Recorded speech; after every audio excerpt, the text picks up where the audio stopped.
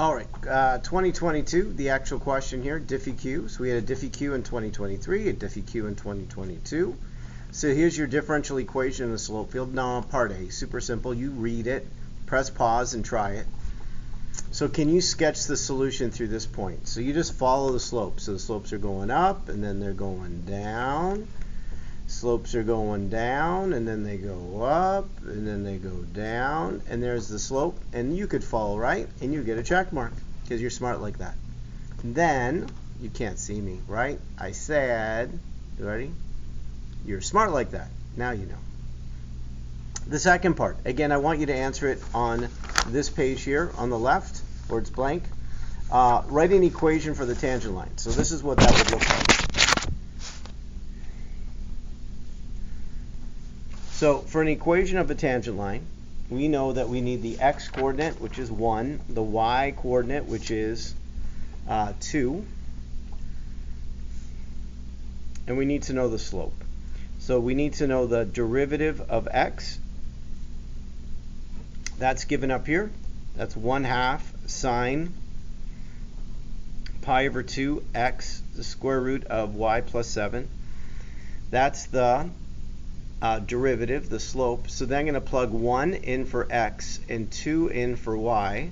So I have 1/2 sine pi over 2 times 1, and then the square root of 2 plus 7, and I'm going to simplify that. So the value of sine at pi over 2 is positive 1. It's above. So it's 1/2 times 1. The square root of 9 is 3. So if I put it together, it's 3 over 2. So the equation of the line then is the slope is 3 over 2. It's x minus 1 and then plus 2. Done.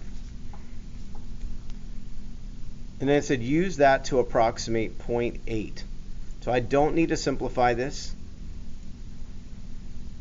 So into the tangent line, just plug 0.8 into it, and you got all kinds of beautiful check marks, points. And we know that every point is precious.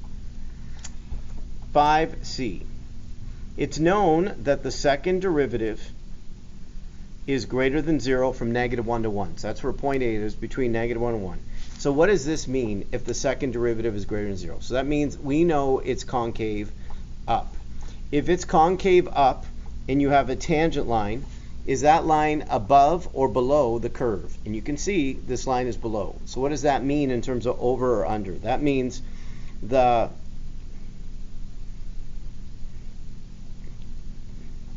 we know that this is an underestimate.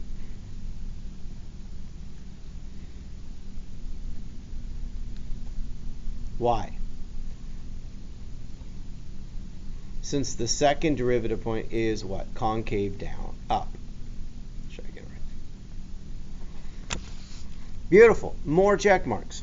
All right, part D.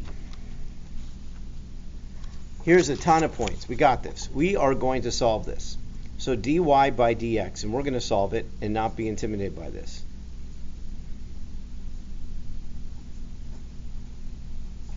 All right. Can I separate this and can I solve it? And the answer is yes. So here we go.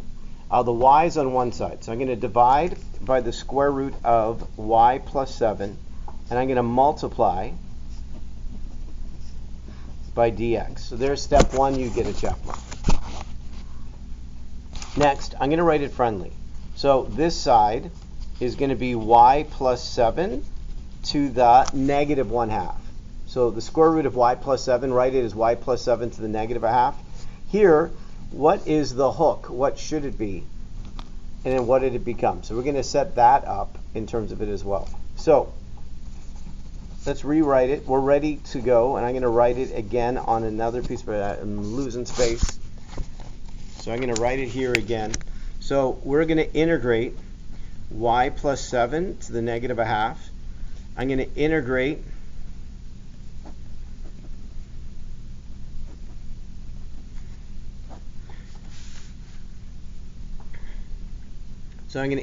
this.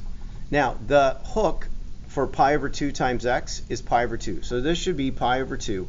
It was 1/2 and it became pi over 2.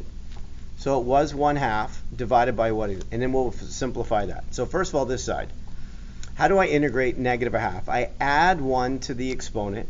So if I add negative a half plus 1, and then divide or times the reciprocal. On this side, notice that the 2's cross out, leaves me with 1 over pi. And then the integral for sine is negative cosine. And then copy, and then plus c. There's another point. Now we're going to plug in the point. So the point is, again, 1, 2, right? Yeah, so where there's a y, it's 2. And for x, it's 1. And then I'm going to solve for c.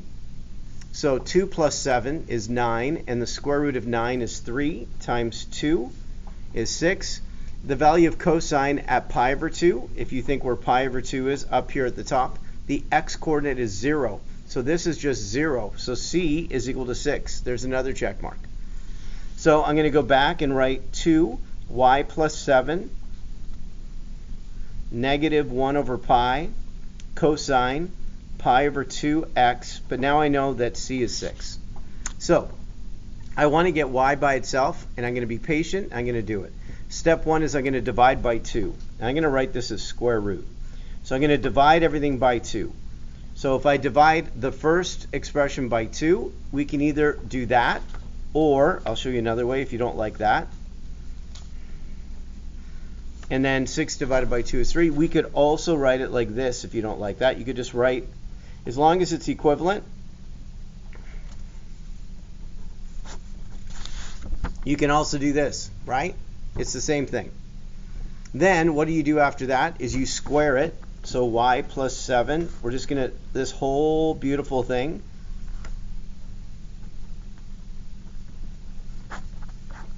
we're going to square. So just copy and square, and then the last step is to subtract 7, and there you go. This is the answer. That is it. Can you separate, integrate, solve for c, and then solve for y, and you got all the points. Beautiful. I am proud of you for doing your work and trying your best and listening as I'm trying to teach you. Mr. G Math over and out. Until next time.